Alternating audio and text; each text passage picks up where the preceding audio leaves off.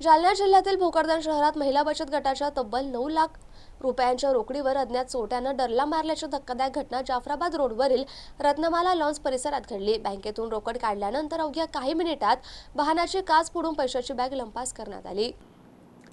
भोकरदन तालुक्यातील कोठा जहागीर येथील जय योगेश्वर महिला बचत गटाच्या सुमारे 10 महिला भारतीय स्टेट बँकेच्या भोकरदन शाखेत बचत गटाची रक्कम आणि कर्जाचे पैसे काढण्यासाठी आल्या होत्या। दुपारी सुमारे 3 वाजेदरम्यान त्यांनी बँकेतून 9 लाख रुपये काढले। त्यानंतर गावाकडे परत जात असताना जाफराबाद रोडवरील रत्नमाला लॉन्स परिसरात चहा पिण्यासाठी त्या काही वेळ थांबल्या। यावेळी त्यांनी रोकड असलेली बॅग महिंद्रा पिकअप वाहनात ठेवली होती। महिला चहा पिऊन परत वाहनाजवळ आल्या असता वाहनाची काच फोडून पैशांची बॅग अज्ञात चोरट्यानं लंपास केल्याचं त्यांच्या निदर्शनास आलं।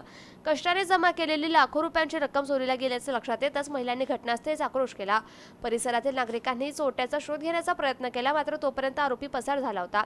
घटनेची माहिती मिळताच उपविभागीय पोलीस अधिकारी यांच्यासह पोलीस पथकानं घटनास्थळी धाव घेत तपास सुरू केला। बँकेपासून रत्नमाला लॉन्सपर्यंत महिलांचा कुणीतरी पाठलाग केला होता का? मोठी रोकड काढल्याची माहिती आधी चोरट्यांना मिळाली होती का? तसेच या चोरीमागे व्यावसायिक टोळीचा हात आहे का? या सर्व अंगांनी पोलीस तपास करतायत। परिसरातील खासगी आस्थापनांचे सीसीटीव्ही फुटेज पोलिसांनी ताब्यात घेतले असून संशयितांच्या हालचालींचा माग घेतला जातोय। या प्रकरणी भोकरदन पोलीस अधिक तपास करतायत।